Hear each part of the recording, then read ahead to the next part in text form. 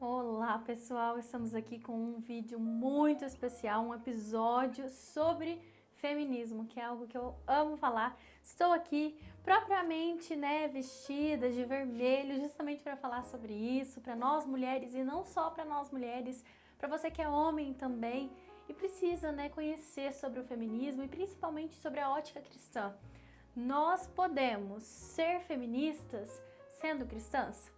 Hoje nós vamos conhecer um pouquinho da história do feminismo e isso é baseado numa pregação, tá aparecendo aí embaixo alguns slides, que é de uma pregação que eu fiz uma vez falando sobre a questão do feminismo, que é o feminismo e a pílula vermelha, e foi basicamente baseado nesse livro chamado Feminismo, Perversão e Subversão, da Ana Caroline Campagnolo, que é uma deputada cristã que fala justamente sobre a história, todo o contexto histórico do feminismo. E eu fiquei apaixonada e eu acredito que a gente precisa falar sobre isso. Nós estamos vivendo uma época onde padrões, onde conceitos sobre família, tem se perdido e nós precisamos falar sobre isso, porque nós precisamos trazer os conceitos de volta à tona. Então vamos lá, nós vamos falar bem resumidamente, porque não temos tempo para tudo isso, mas eu quero falar de uma forma que você consiga entender. O feminismo ele é dividido em três ondas. A primeira onda do final do século XIX até 1960, a segunda onda de 1960 até 1990 e a terceira onda após 1990. Como que é dividido essas ondas aí, esses períodos de tempo? Em publicações. A partir das publicações das feministas, aí a gente começa a ver uma outra ótica do feminismo, ou, na verdade, acrescentar novas coisas ao feminismo, porque é o mesmo, no final das contas. Nós vamos conhecer rapidamente essas três ondas. Na verdade, antes das três ondas, nós tivemos o protofeminismo, que é esse momento antes do feminismo em si, onde iniciou-se os pensamentos sobre a questão da igualdade entre homens e mulheres. Nós temos duas figuras principais aqui, que é Mary Wollstonecraft, para quem não sabe, mãe de Mary Shelley, escritora, e ela teve também a sua obra publicada, e Olympe de Gouges, que também tem as suas obras publicadas sobre a questão do feminismo. Basicamente, o que se tratavam essas obras nesse período? Sobre a questão da educação igualitária e os primeiros sinais de luta pelo voto feminino. Até então, a mulher não podia votar e a gente vai discutir um pouquinho sobre essa questão da mulher não votar até então. Começando então com a Mary Wollstonecraft, bem difícil de falar o nome dela, o que ela fala na sua obra? Bom, ela é uma crítica ao comportamento masculinizado de algumas mulheres. Olha que engraçado, a gente pensa, nossa, lá no início o feminismo fazia sentido e hoje em dia já não faz mais. Algumas pessoas falam isso, a gente vai ver se isso realmente faz sentido. Mas olha o que fala, um comportamento masculinizado de mulheres, ou seja, ela defendia a feminilidade das mulheres e conexão e necessidade do marido. Crítica ao comportamento mimado das mulheres. Ela não queria que as mulheres recebessem privilégios, na verdade ela considerava que as mulheres já eram muito privilegiadas.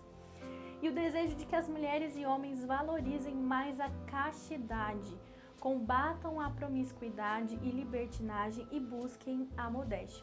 Até então, esse pensamento é bem interessante, porque a gente pensa, realmente, a gente tem que buscar isso. Mas se a gente vê a vida dela, não faz sentido com o que ela falava, Até a história dela, ela era casada, e aí ela se apaixonou por um homem que era casado, e ela fez, alguns relatos contam que ela fez uma proposta para a esposa desse rapaz, para eles terem um relacionamento a três.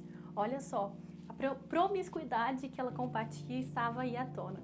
Para Mary, os homens tratavam a mulher como se for uma criança incapaz de aspirar a grandes virtudes e, por isso, lhe faziam cobranças leves e pouco desafiadoras. Vamos cobrar mais a mulher, era isso que ela falava. Mary acreditava que era preciso que delas fosse exigido o mesmo que se exige dos homens. Essa primeira premissa pontua uma clara distinção da reivindicação. As mulheres estariam sob uma casta social protetora e não opressora, como as pessoas falam, Olha que interessante isso. Ela fala da questão da escolarização universal direcionada pelo Estado, educação pública, né? Isso é uma coisa interessante para a gente começar a considerar. O que seria essa questão da educação? Educação já foi sinônimo de obrigação instrutória para o correto cumprimento de um dever ou necessidade, trabalhar, né? No final das contas, quem estudava era quem tinha que trabalhar, ou pior, sacrificar a vida pela comunidade. E quando a mulher, então, ela foi inserida dentro, né, da escola, ela foi escolarizada, a escola já era um lugar, um ambiente muito mais leve, muito mais prazeroso, né? Então a mulher, ela recebeu, inclusive, esse privilégio. Só que quando a gente pensa sobre a escolarização universal direcionada pelo Estado, nós pensamos sobre controle de pensamentos. Quando você controla aquilo que se pensa, você está controlando uma sociedade. No final das contas, esse controle do Estado é você dominar o pensamento e controlar toda uma sociedade. Existe, né, ali um mecanismo de domínio, de controle. E no final das contas nós não podemos falar nada, nós não podemos respirar, nós não podemos fazer nada, porque a escolarização universal pelo Estado acontece dessa forma. É pregado um pensamento, né? Bom, continuando, nós temos então o início da primeira onda feminista, que é conhecido como sufrágio feminino e a inserção da mulher no mercado de trabalho. Tem esse filme aqui que eu assisti, que fala justamente sobre esse período de sufrágio feminino, e é muito interessante a gente assistir esse filme. Observa quem está controlando ali o pensamento do feminismo e quem são os mártires, as mártires, né, do feminismo até então. São mulheres pobres, as que morrem são mulheres pobres, as que empregam o pensamento feminista são mulheres ricas. Isso é muito interessante para a gente observar, que quem na verdade está controlando ali é sempre quem está no poder. O sufrágio feminino é uma coisa muito interessante para a gente falar, porque na verdade trata-se da questão de direito e dever. Como assim? Por que o homem tinha o direito dentro da democracia de votar e a mulher não tinha?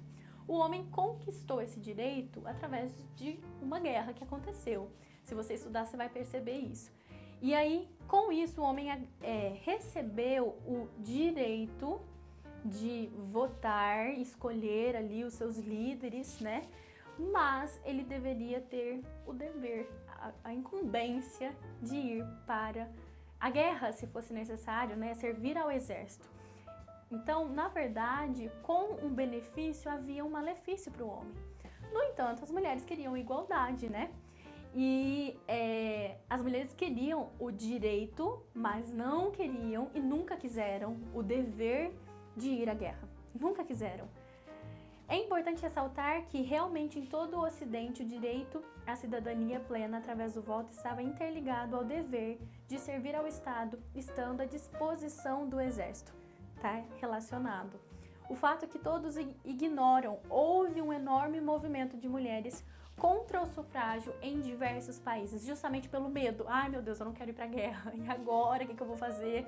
Então muitas mulheres se opuseram, né, a esse movimento do sufrágio feminino. A inserção da mulher então no mercado de trabalho.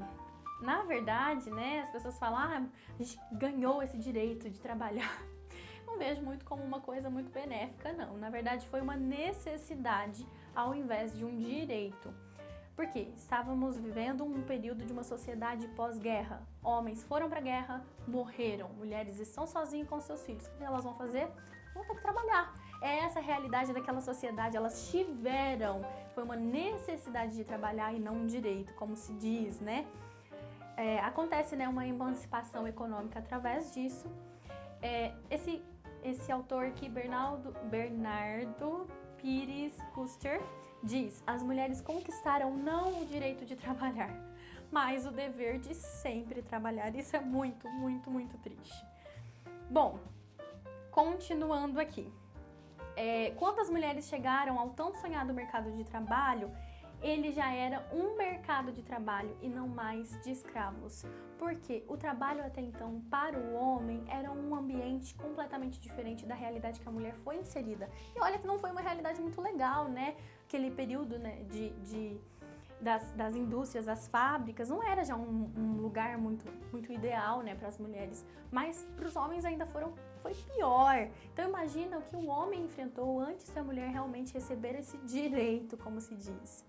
E aí nós temos esse trecho aqui que diz: quando os dois cônjuges são carreiristas, muito ocupados com seu sucesso profissional, começam a preocupar-se cada vez mais com sua vida fora de casa e tendem a deixar de ver a relação entre si como prioridade. Se nenhum dos dois estão empenhados em fazer do casamento uma prioridade, é de se esperar que logo se cansem da dupla jornada e comecem a ver o casamento como apenas um gerador de problemas e responsabilidades. Quando a vida dos dois cônjuges parece estar sendo dificultada ou limitada pelo enlace matrimonial, o divórcio se torna uma ideia atraente. Então, houve ali, através até da inserção da mulher no mercado de trabalho, um problema, né, dentro das relações familiares. O divórcio começou a reinar aí, né? A mulher é independente, então não há necessidade. Diferenças salariais é uma coisa também interessante que as feministas falam, né? Mas algumas coisas precisam ser ponderadas. Eu quero falar rapidamente porque nós não temos tempo para discutir. Se vocês quiserem, eu falo com mais calma sobre eles. Primeiro, interesses diferentes. A mulher ela não tem interesse de estar num cargo como um homem, tá? Por quê? Se ela chegar na chefia, ela facilmente abandona para estar com a sua família. Se ela estiver grávida, por exemplo, ela vai abandonar aquele cargo, ela não vai repensar várias vezes, né? O homem já não. Desistência e abandono do trabalho, conformidade e procriação. Terceiro, naturalmente, mesmo com liberdade, as mulheres continuam buscando empregos que pagam menos, né? A gente vai ver, por exemplo, professor, esses trabalhos onde... que eu tenho, né? Onde recebe menos, a mulher ocupa mais. Diferença biológica quanto à competitividade, gente, existem estudos, vai ler sobre isso, sobre a questão até hormonal. O homem é mais competitivo, sim. E diferente tempo de dedicação, diferentes interesses relacionados à qualidade do serviço, que também acontece. Essa é a primeira onda feminista. Vamos partir então para a segunda onda feminista. Bom, nós temos três figuras principais aqui: Margaret Sanger, Simone de Beauvoir, a tão conhecida Simone de Beauvoir, Betty Friedan. O que foi falado nesse período? Bom, reprodução feminina dos vícios masculinos, promiscuidade sexual e irresponsabilidade paterna. A gente está vendo que está só decaindo cada vez mais. O início não foi já muito legal, né? E a tendência é só piorar, realmente. Bom, Margaret Sanger, ela fala sobre a questão do controle de nascimentos. Ela falava da criação de uma raça pura e ela foi, inclusive, uma das precursoras, travou aqui, das clínicas abortistas. Ela iniciou aí essas clínicas abortistas, que é horrível. E existe um caso de Roe versus Wade, eu quero que você pesquise sobre ele, onde a Margaret encontrou uma moça que estava grávida e que ela, né, convenceu essa moça a fingir que ela havia sido abusada e então conseguiu o aborto. Hoje em dia, nos Estados Unidos, é legalizado o aborto por conta dessa mentira que foi, né, lutado lá na justiça, e é realmente uma mentira. Depois foi descarado que era uma mentira e tudo, mas hoje em dia é permitido abortar por conta desse fato aqui, desse caso. Planned Parenthood, que também é essa questão, né, relacionado com o controle do nascimento. O controle de nascimento tem mais a ver com controle do que com nascimentos, e isso é bastante óbvio. Num primeiro momento, qualquer mulher pode ter a impressão de que isso se refere ao seu controle e à sua escolha. Na prática, também na teoria de Sanger, refere-se, na verdade, ao controle do Estado novamente e das organizações internacionais sobre o nascimento dos outros, sobre a vida e todos. Olha que interessante isso. Esse é um período onde as pessoas falavam sobre faça amor, não faça guerra, goza livremente, lute pela soberania de seus desejos, liberte-se da decência, assuma-se e viva o amor livre. Olha que regaço, né, que a gente está vivendo aqui nesse momento. Quanta promiscuidade nesse tempo. As mulheres desprendidas do peso da gravidez, né, acontece ali a promiscuidade, o desapego e irresponsabilidade com relação aos filhos. Sorokin escreveu em 1950 profeticamente: Se continuar a atual marcha de declínio da virgindade pré-nupcial, é provável que, dentro de algumas gerações, essa virtude se torne um mito do passado. E essa tem sido a nossa realidade. Quantas pessoas casam virgens? Isso é raro, isso é uma raridade, né? E a gente precisa falar sobre isso.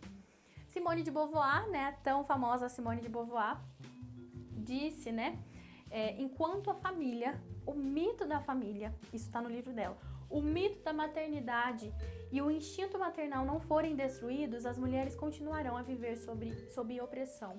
Nenhuma mulher deveria ter autorização para ficar em casa e cuidar de crianças.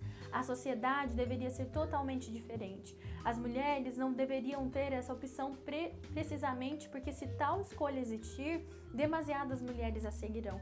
Isso é uma forma de forçar as mulheres numa certa direção. Olha o que ela disse no livro dela, a tão famosa Simone de Beauvoir, e que inclusive, né, alicerçava jovens, né, era uma professora, né, tem um caso de 2 garotas que foram abusadas sexualmente dela e do parceiro dela, e no final das contas, se eu não estiver enganado, uma delas se matou.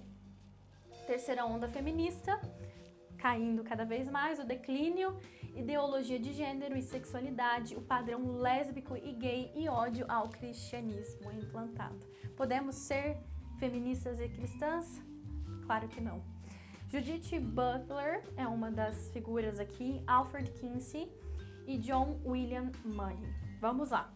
Judith Butler, né, falava sobre a questão do sexo e gênero, e diz assim: poderíamos definir gênero como a autopercepção que todo ser humano tem da própria sexualidade.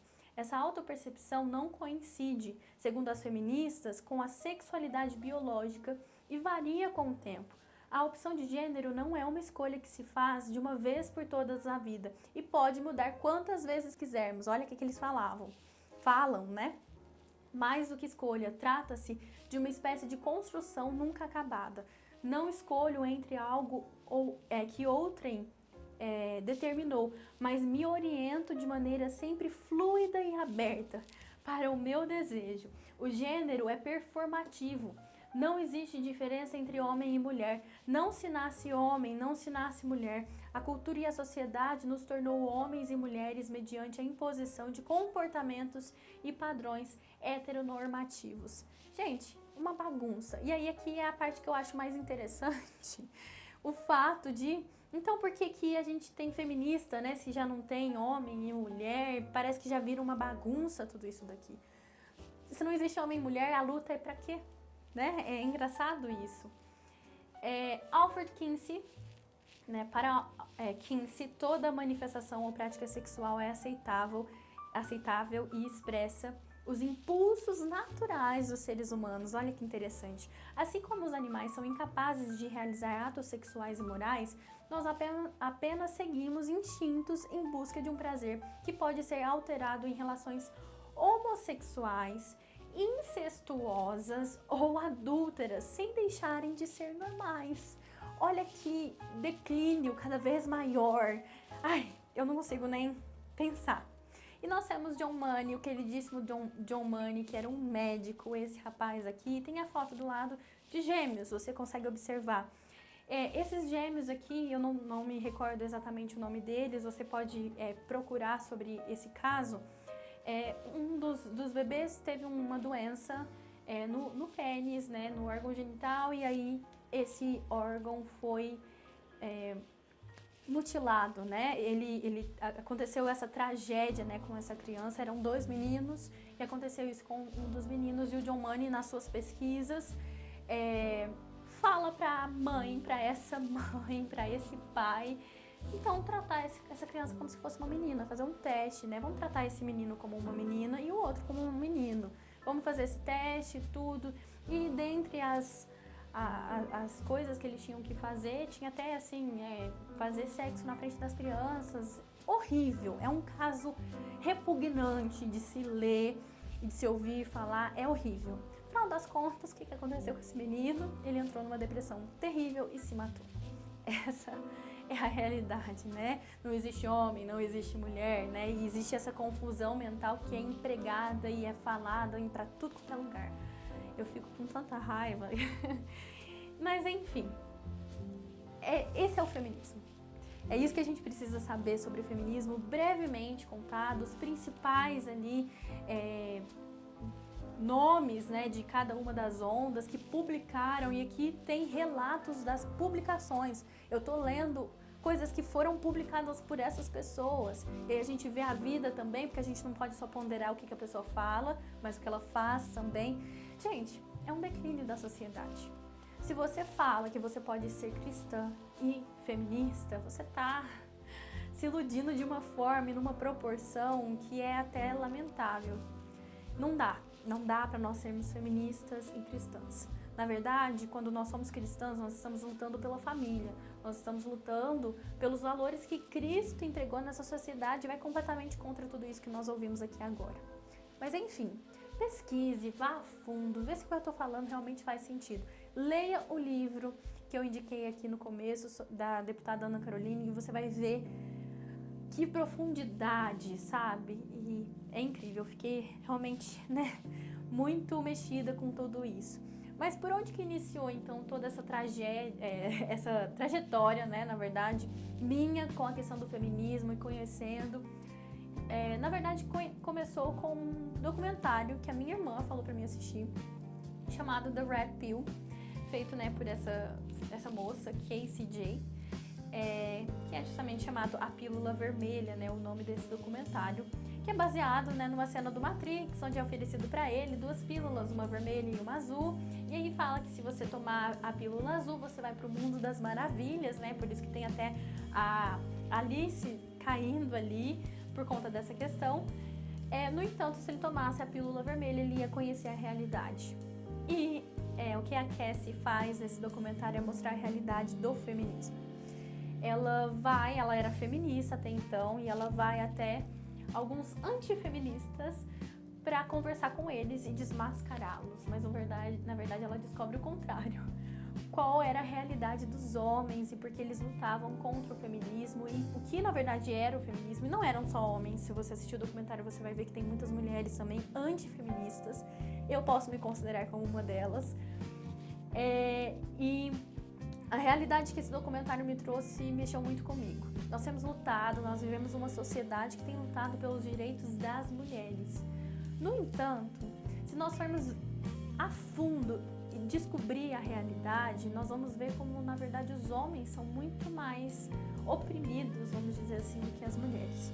Eu quero mostrar alguns dados que a Cassie deixa pra gente, pra você pensar. E se você é feminista, então comece a lutar pelo ser humano. Porque, na verdade, a mulher sofre, e eu não tô aqui pra negar nada disso, a mulher sofre, o ser humano sofre, o homem também sofre, não tem outra.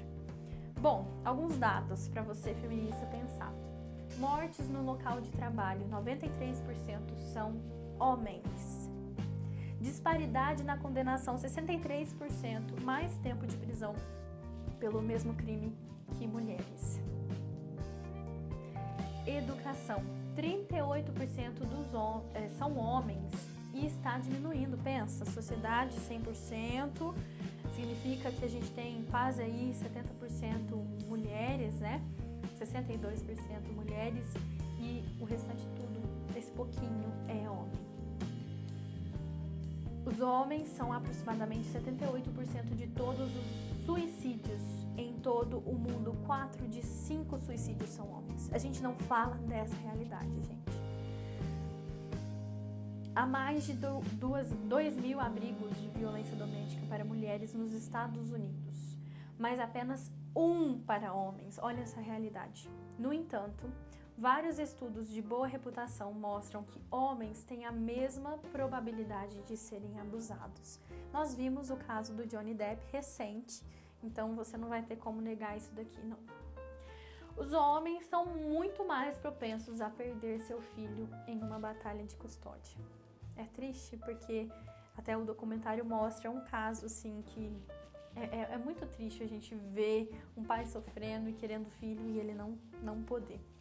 Há inúmeros casos de homens que foram falsamente acusados de estuprar uma mulher. E por causa dessa acusação, perdem sua bolsa universitária e são marcados com um título inescapável de estuprador. Enfim, é isso. é triste nós olharmos para essa realidade e pensar que nós estamos vivendo ela. Mas eu quero deixar todo esse conhecimento aqui para te incentivar a ir atrás. A Ana Caroline, ela posta sempre vídeos no YouTube, no Instagram dela, ela tá sempre falando sobre isso. Ela é muito incisiva e ela é muito também didática, ela é professora, e eu acredito que a gente tem que correr atrás e aprender mais sobre isso. E não nos deixar amoldar a este mundo, como diz Romanos 12. A gente não pode simplesmente seguir a onda, seguir a maré e deixar que qualquer coisa nos derrube, porque na verdade a gente tem que ir além, né? Nós precisamos conhecer este mundo para então invadirmos este mundo com a verdade e com todos os valores que Jesus deixou para nós.